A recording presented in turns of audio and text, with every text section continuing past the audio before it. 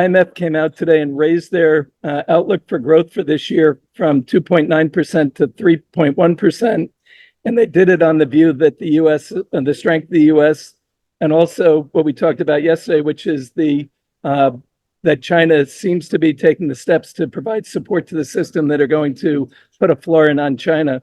So I think that sets us up for a better move into the 24, even though it's going to be a volatile and bouncy ride. And they did cite the obvious risks that are out there of war expanding in a few other areas. So today I'd like to talk about productivity, because that's going to be one of the keys to pushing everything forward, and also that's productivity's impact on policy. So let's jump right into it. While I was doing this, I ended up going down a rabbit hole researching for these things, and I came across the origins of the word robot, which I was surprised was, according to the sources, was first appeared in a play in 1920, which is a little surprising to think of. They were thinking about robots back then, but it does come right after the Ford was really automating the production lines and what that was going to do to workers and the like. But it comes from the word robota, the Czech word robota, or forced labor. And I just thought I'd share that little tidbit as we came across. So if you come across it, robots are going to be a big part of the future in terms of manufacturing production, a big part of how we drive productivity forward.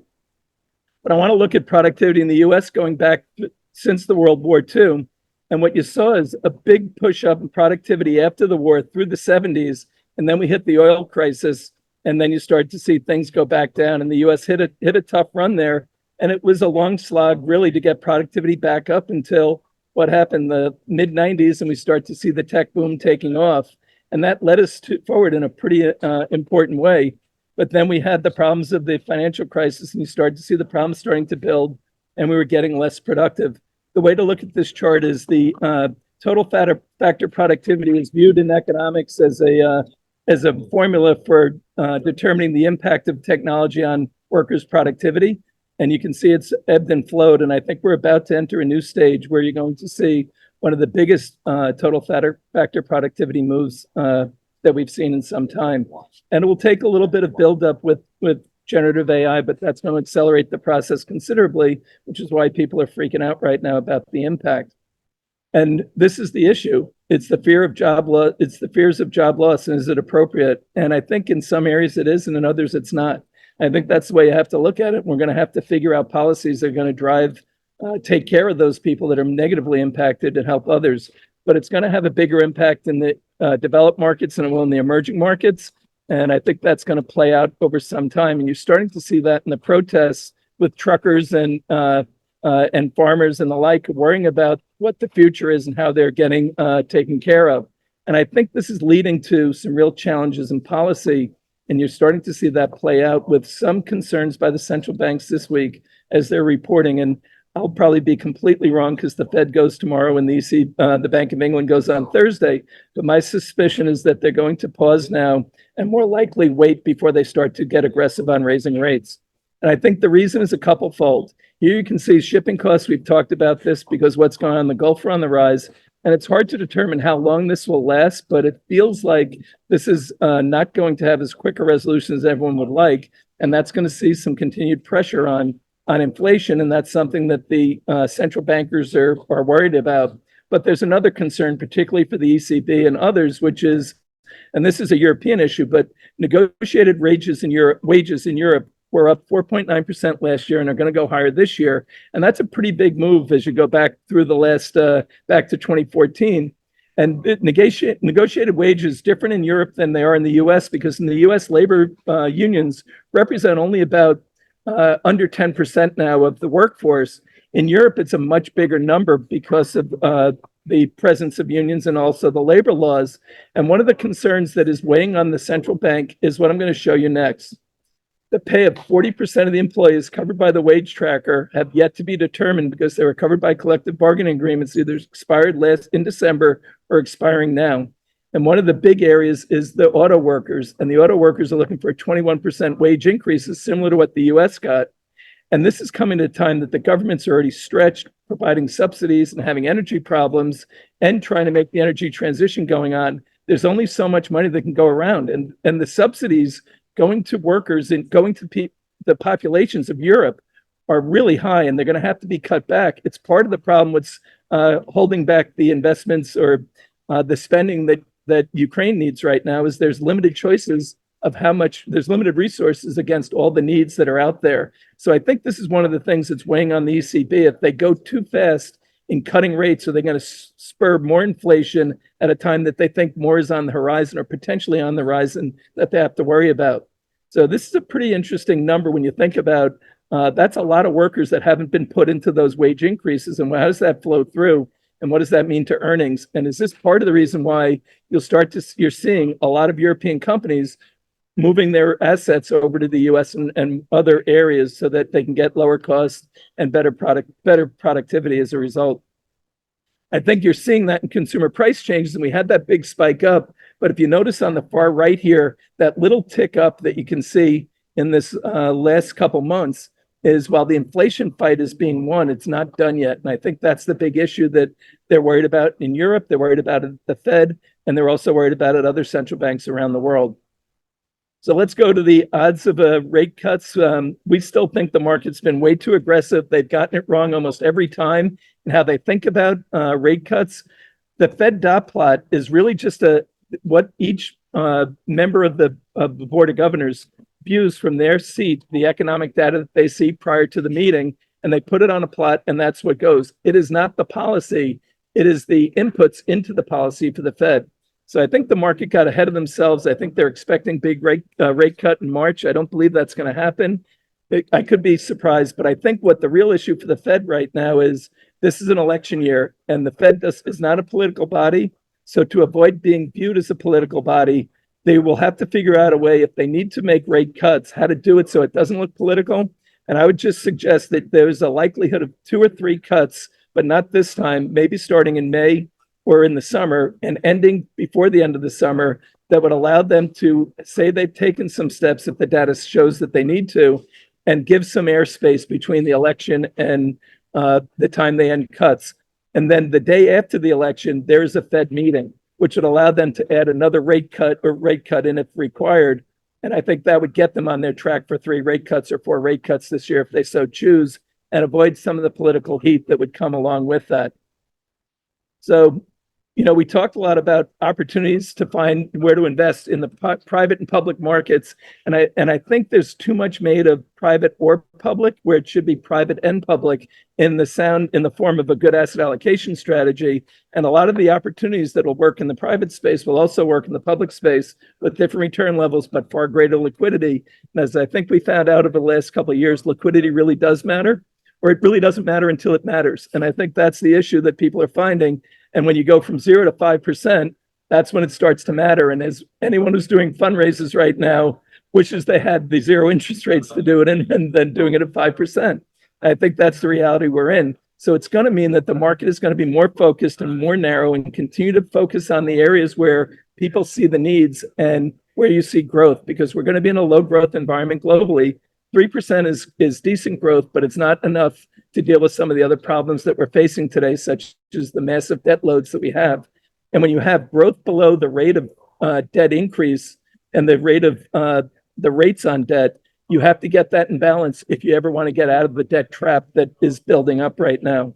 So we love the semiconductor area. There's a lot of talk about what happens in Taiwan and how we move forward there. We think we're in the early stages of what's going on with generative AI and the needs for chips and all that. Yes, the auto industry is going through their fits and starts and other areas, but tech is going to drive the productivity change, and different, I think, than in the last couple of years. Over the next couple of years, you'll see it broadening out to industries where you're thinking about the impact of tech, not of owning the tech companies, but owning the companies that are able to integrate the technology to improve their productivity and grow markets and grow earnings. Industrial companies can continue to be the beneficiaries, particularly in the US, of the reindustrialization, as we're sucking a lot of capital out of the rest of the world. And aside from the wage issue, Europe has an energy crisis that they're dealing with right now as they're going through this transition. The US has a different energy crisis. We're slower to make the energy transition, but we're flush with energy. And you're seeing some changes going on today. Yesterday, the Saudis announced they're going to delay the opening of a new plant to limit supplies. BP was attacked yesterday by a activist who's suggesting that they move $1.5 billion of renewable spend to the fossil fuel side for their capex, because they believe what they're telling the company is they believe that the company knows that they won't be able to get the energy transition until 2050, and they're being irresponsible to their shareholders for not doing that. BP is pushing back on that, but they have a new CEO, and he's going to be in the hot seat for a while. So you can see the fits and starts that are going on here. But energy security for businesses is a big issue, and lowering their energy costs is going to continue to be a big issue. So we love the companies that are playing in those areas, but also industrials where the defense companies are, and the world is not getting any safer. I think we need to continue to spend on defense. Europe is getting pushed to spend more, and I think that area is going to continue to be a big opportunity. I think industrial commodities, rare earth, steel, and copper are going to continue to be important areas of investment for national security as well as for corporate security and for growth. And we are seeing a bifurcation of the global economy, and the access to China rare earths may be declining. They've already pulled back in their allowing some of the technologies to refine rare earths being put out to the rest of the world. Freeport announced on their recent earnings call that they see the copper going into supply, going into deficit in 2024. China's been reopening, has messed up how the commodities have performed, but I think we're getting to a point now where China bottoming and the stimulus coming in, that you might see the industrial sector move up. But I can tell you in the steel area in the US, we have more demand than we have access to steel right now, and that will continue to be a big area.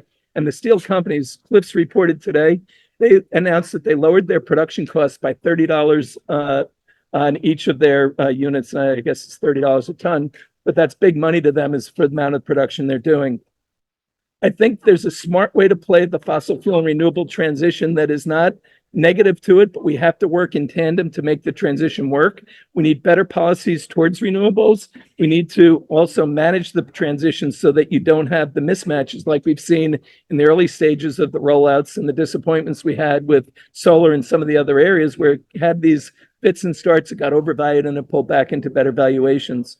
Healthcare is one of the biggest areas where AI is going to play through, and we're seeing their ability to identify new opportunities to lower costs and improve outcomes, and that's going to be a game changer for us in our health and how we live, and then quality dividend payers. But there was a lot of talk yesterday about how do you play the markets, where you're looking. I want to just share with you one of our strategies, and we're lowering the energy weighting here. But we do have a weighting to fossil fuels and renewables in this area. But you can see where the market is on energy is only 3.8% in the S&P. For materials and mining, it's 0.6. And for aerospace and defense, it's 1.6. These are essential areas for the economy to move forward and to make the transitions we need to make. And you can get them in a very simple ETF portfolio. And I was pleased to hear from Bill Deukler's survey that the families are now starting to look at the public equities again. And I think there's a great opportunity to do it in a very liquid way that complements what you're doing on the private side. I'd be happy to talk to you about this strategy, which has returned just shy of 15% annually over the last 7 years, which isn't too shabby a result for a eight ETF portfolio. So Mark, with that, I'll stop and open it up for discussion, and hopefully we can hear the questions as well as we'd like. Thanks, Stephen. So, questions, comments? If I may, Mark. You may. There we go. So, Stephen, what's the ticker for the ETF? We actually roll that up. Sean rolls that up into a strategy. So it's a separate account strategy using ETFs for the underlying investment. Okay. If you ask for the deck, we can send you the deck and get you the individual names we're using there.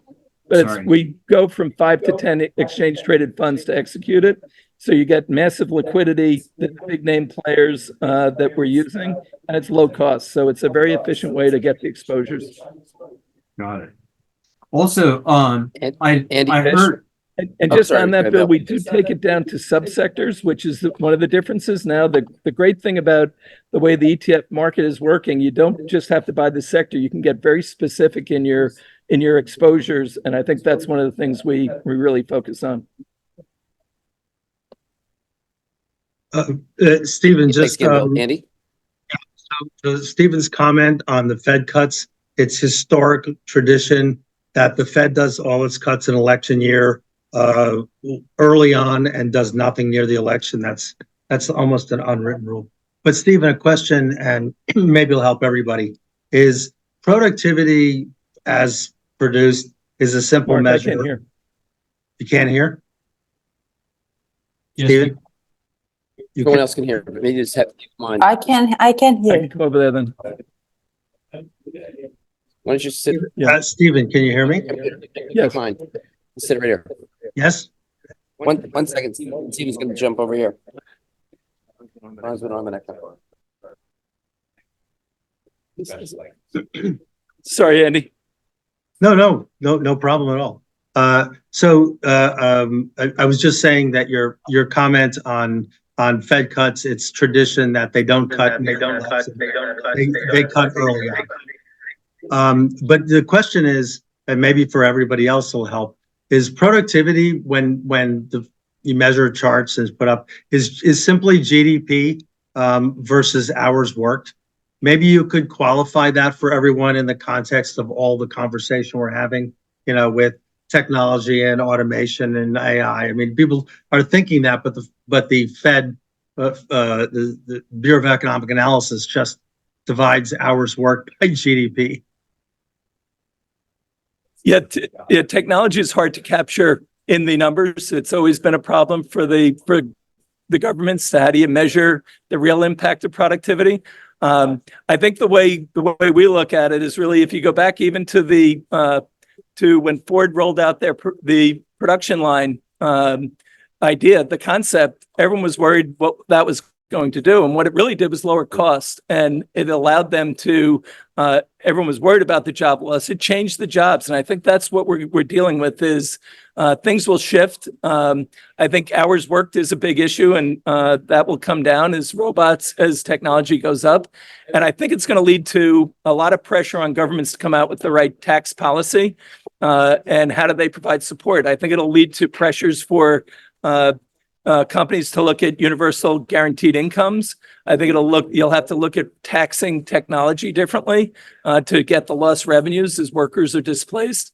But I think those are the changes we see, and I'm not sure I answered your question the right way. So, and Andy, if you want to elaborate on where you were coming from, I think I'm having trouble hearing, and I missed it a little bit.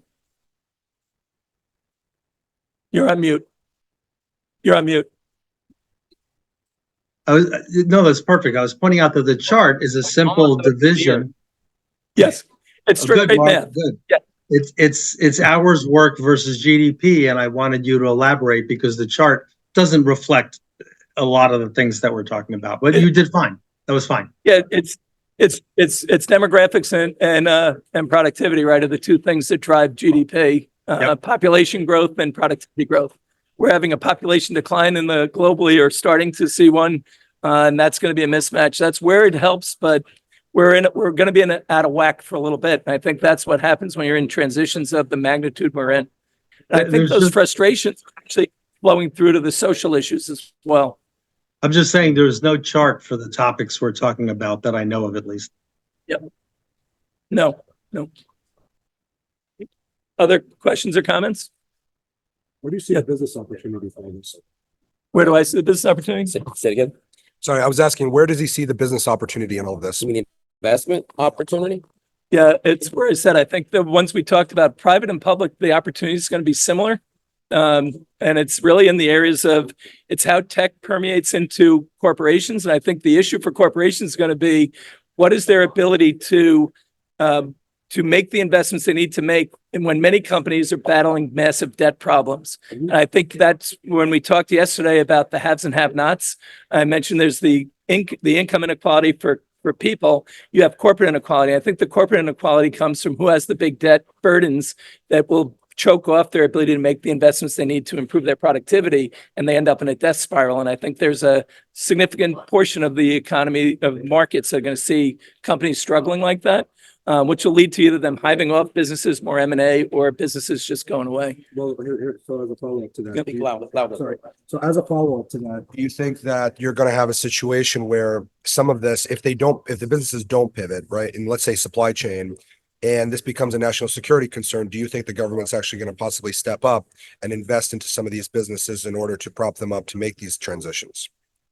Well, you heard from General Tata. I don't believe so, no. I don't, we'll bail out a couple of strategic industries like we did with the autos if it gets that bad. But beyond anything that's strategic, no.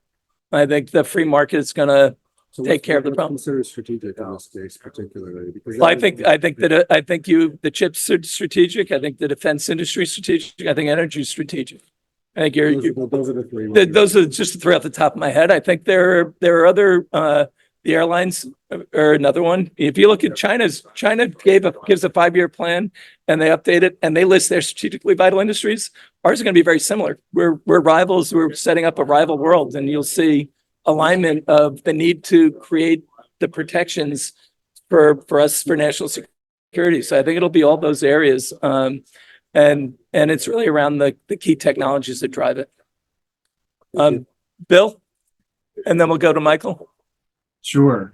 So I just heard a report the other day that evidently there's the potential for a land bridge to help mitigate the problem in the Red Sea, going across. Interestingly enough, going across Saudi Arabia and exiting out ports in Jordan and Israel. And evidently, it's sort of a halfway solution. It's not as cheap as what it was, but it's slightly less expensive than going around the Horn. So I was just curious if you had heard about that one, because that would be very helpful. Did they say when it's going to be built? I think it is kind of in process because they're able to use the existing ports and as well as the existing road infrastructure. Needless to say, there is the potential for running into enemy action, if you will. But nonetheless, it looks like that's beginning to get underway now. So I think Bill, you're going to find that when we're in crises like this or fears like this, that alternatives are developed to reduce the risk. And I think de-risking is a theme that Europe and the US are using and others are using. I think China's looking at de-risking too of their dependencies. And I think this is one of the elements of de-risking that's going on around the world. And everyone hates it if they're being de-risked, but they love it if they're the ones de-risking. So that'll set up for some more strife and stress between nations. Michael Hammer? Yeah, Stephen. So you touched on energy, a topic near and dear to my heart. I'd be interested in your thoughts on the pause in permitting for LNG terminals. One of the arguments is, well, we need to ensure that prices aren't high in the US, but today natural gas is at 207, and we're in the middle of winter, which is traditionally when it should be higher. So what are your thoughts? I didn't understand the policy. I understood the question. I didn't understand the policy. I think it's we're in an election year. I'll leave it at that. I wouldn't consider it good energy policy if that's what you're asking, Michael. But others might. I think it's very political. I also think yesterday there was something really fascinating that happened that turned around the market that I don't think people were focused on. But Janet Yellen announced that the issuance of treasuries was going to be less than the market expected. And there was a worry that we wouldn't have the uptake that would push rates up again. And I think as an appointed position of Secretary of Treasury, that was a helpful move for the administration. Leave it at that.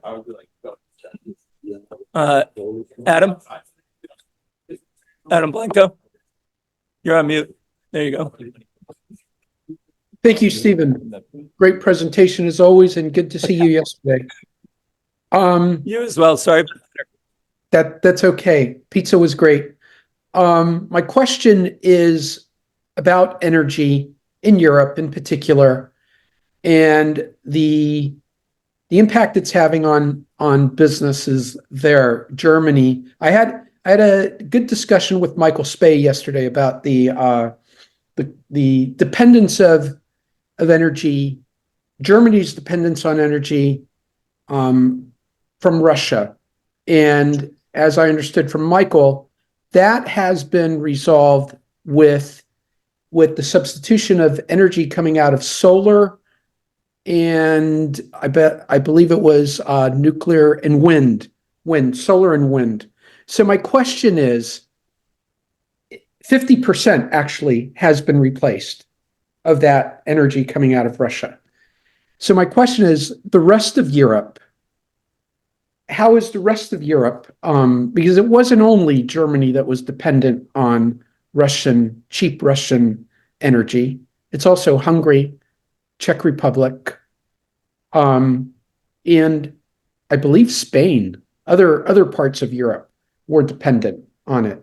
So that's my question. How is the rest of Europe doing with that dependency? It's different in and each how is it country. impacting economies?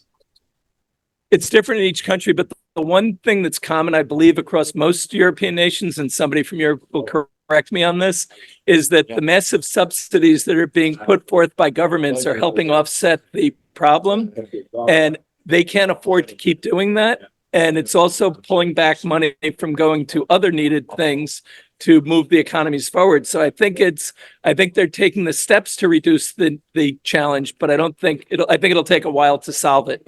And Marius, you're here. Yes. We got this. Hello? I think I'm getting the hook. Hello?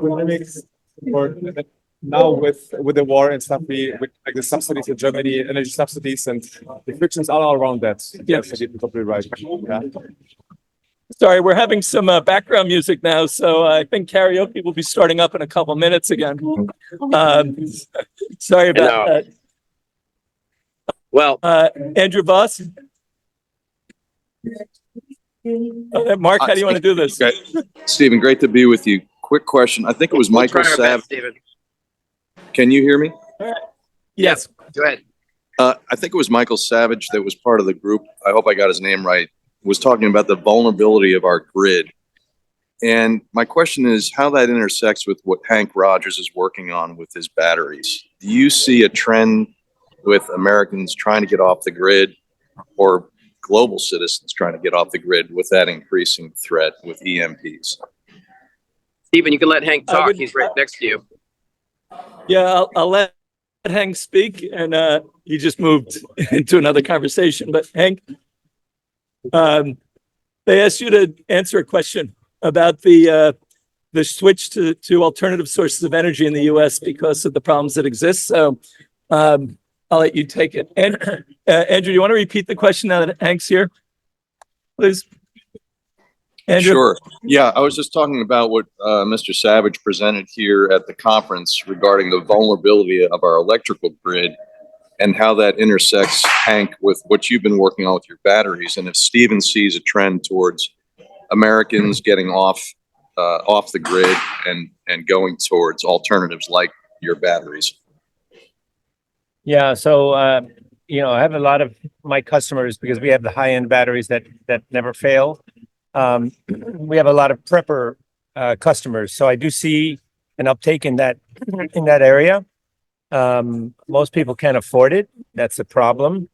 And the government is really slow to react on that vulnerability. So yes, we should be doing more microgrids, more grid defection. But look at Florida, for example. Rooftop solar is not even allowed. It makes no sense. So what you have in Florida is you have a move towards renewables, but it's all centralized. And centralized means wires. Wires means a vulnerability. Not only do you lose when you transmit, but you also subject yourself to that EMP problem. So I have conversations from time to time with the EMP people. It's not central to my business. It may be going forward. But yeah, it's a big deal. One of the deals that we're working on is with the FAA, and it's to harden airports. So all of the controls for landing and taking off need to be islanded. That means they can't be connected to the grid or or to the internet in any way. And so that's one of our projects. So that's very promising. We're doing one, our first one in Puerto Rico right now. And it looks like there's 2,000 airports waiting for us to be islanded, so to speak, because that's, can you imagine an EMP and you have all the planes in the air, and all of a sudden they don't know when to land or where to land or all that. So I think that is a huge thing that needs to be solved quickly. But anyway, we're definitely vulnerable. And I think the governments and corporations are going to look to find ways to get backups better than they have right now to do what Hank just mentioned for airports. If you're Google, Microsoft, all those guys, they're going to be looking at their vulnerabilities as well, particularly with all the data centers and the like. So there's going to be massive need to get that get the backups right and the dependency, so that we're not as vulnerable as we are, but we are extremely vulnerable right now, and it's years of mismanagement. The grid is probably almost double its useful life, or getting close to double its useful life, I think is the number they're saying. Certainly at its past its useful life in terms of where it's been. That's the infrastructure in the US. We've been in denial for decades now, and we're trying to catch up. And some of this programs from the Biden administration have been helpful there, but is it too little too late is going to be one of the questions, or how do we move forward as fast as we'd like? I think it's going to be a challenge. There's a lot of pushback on the part of utilities in terms of going to a new paradigm. They, like if you've got the hurricane example in Puerto Rico, there's the push by the part of the saying or FEMA even saying that you've got to build back what was there before, which is the dumbest thing you can do.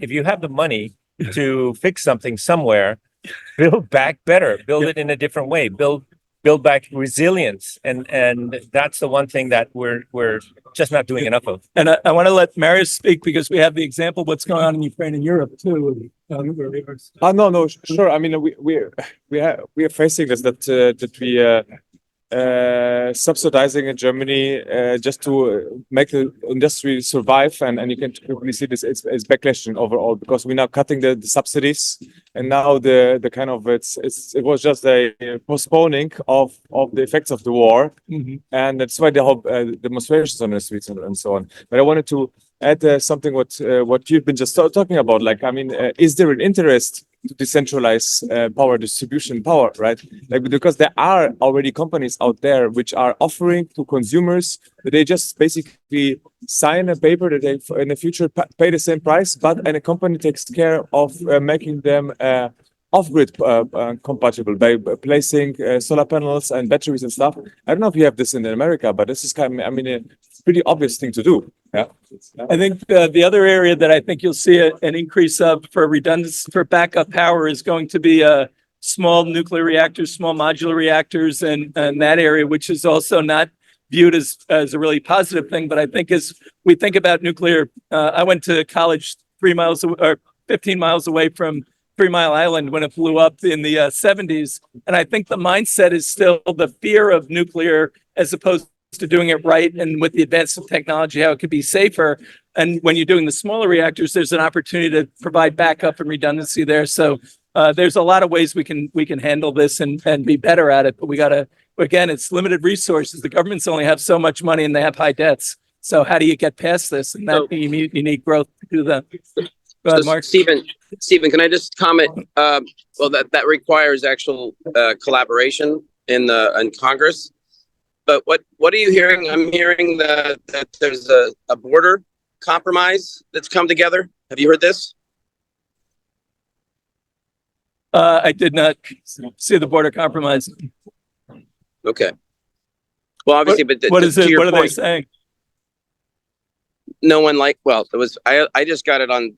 Pelosi was echoing that they're not getting everything they want, but there's some urgency.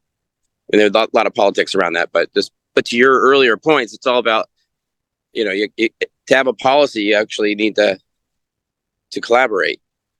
And yeah, I forget who. Andrew Buss, I think you're up next, and then we'll get Marion, and then Andrew Randak. Maybe let Andrew Randak, because he hasn't commented yet. Okay, Yeah, Andrew I'm done with Randall? my, thank you. Andrew? Hey guys, thank you very much. Great to be back here. Hope you can hear me. Yep, my mute is off. Yep. Wanted to comment on personal experience regarding the transition. Last year, we converted our house to solar, but we are not off the grid. We're still connected to the grid. It was a highly calibrated exercise with the Sun Run, where we went through lots of different climate models to figure out what my lease rate should be. And since it was installed, we've underproduced massively because it's been so wet and cloudy in Connecticut. And I feel like I'm a farmer now, and that I'm highly dependent on weather patterns, rain conditions, humidity in the air. So if most people want to go through the energy transition, they have to change the way they think about how energy is produced. And you have to start thinking like a farmer. It's something I've learned to my detriment. So wanted to stick that out there. Thank you. Thank you. Maren?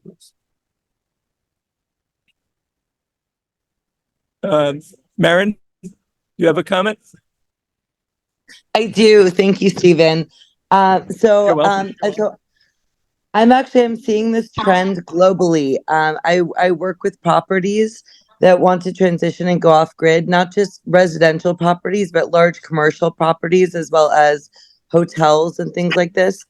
There's a massive global shift into wanting to go off grid because of many different capabilities that can happen when you do go off grid. One being that the power grid itself. I met the gentleman who is in charge of the Western power grid for the United States, and I asked him what keeps him up at night, and he said that we are only as strong as our weakest link, and that there are many weak links in the system for the grid. So my sentiment is that sometimes perhaps it's not a question of if, it's a question of when. So a lot of properties, due to natural disasters and other factors, do want to be off grid and have their own self-sustainable energy source, as well as food and water resources. So I'm seeing this trend globally, and that's why we're building our Lightspace Global Marketplace to connect properties with innovators that can help them to go off grid. So this is what I specialize in every day. And if anyone wants to do a deeper dive on this, I'm very available and happy to have that deeper dive and also offer Lightspace as a solution to this to accelerate the adoptability of renewable energy solutions in real estate properties, both residential and commercial, and also really to help help people to be more safe and secure moving forward in this next decade. So thank you. Okay. I'm happy to that. Of course. Thank you. Okay. Andrew? Separate but related to national security, any comments on the 700,000 plus truckers that have descended upon Texas with the contextual backdrop of the border issue? Yeah, I think we're going to have a movement of protests around the world. You're seeing it with farmers, you're seeing it with truckers in Europe, you're seeing it. We're going to see it in other areas as well. Somebody just came and interrupted the group. Sorry about that. I think, I'm sorry, Andrew, we just got thrown off track. Could you ask that again, please? Sorry. Yeah, I was just asking to comment on, we saw the truckers protesting in Canada. Oh, yeah. Not too long So, ago. yeah, I think people have had it. I think the problem for governments is we have so many problems to solve, and the politicians don't want to prioritize them because it's hard to get elected if you're told that, what I'm only going to do 3 things. And sorry, a lot of people are going to get what they want, particularly when the vote is so close in the US for the election. It's probably going to be, a couple 100,000 people determining who goes. So I think we keep doing a lot of little things that don't give you the impact that you need to make transitions. And I think that's going to be one of the big problems is too many needs, too little planning, and not enough resources to meet them. So I think you'll see more protests. And I think politicians will react to those protests, and it'll lead to not the best policies. We'll spread the limited money around and not get the impact that we need out of it.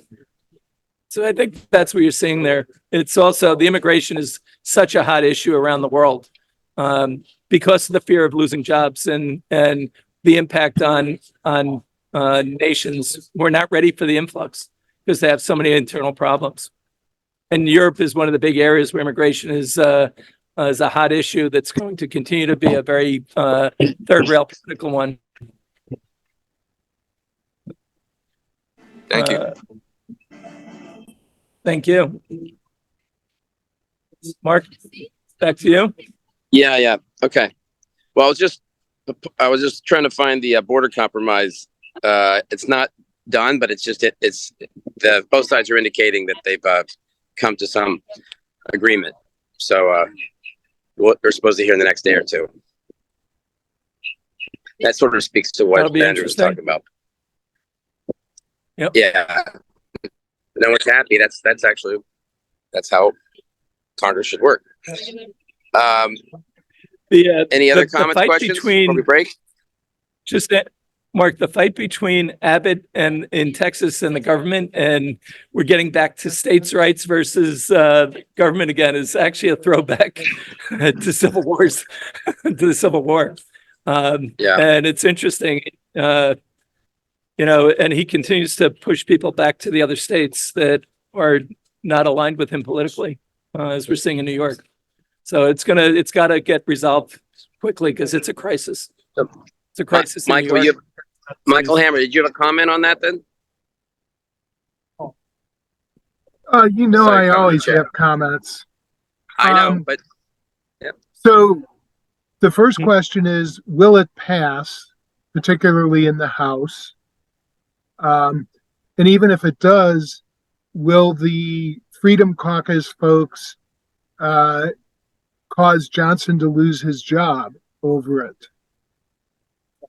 So we live in interesting times because, and I know you don't like getting into the politics of things, but Donald Trump's basically trying to sabotage the problem so Biden doesn't have a win before the election. And so, a lot of this is not about logic and getting things done. It's about the politics of it. No, I hear you. But I'm here. Jason? Mark, yeah, Stephen, fantastic presentation, as usual. Now, let's, business investment, as we know, is really 80% psychology, 20% mechanics. So, of course, governance, ethics, and laws are super important. Assuming the probability, it's a probability game. So, assuming the probability is high that Trump is going to be in, whether the VP is going to be Vivek or someone else, of course, politicians, they want to kind of diversify getting max votes. So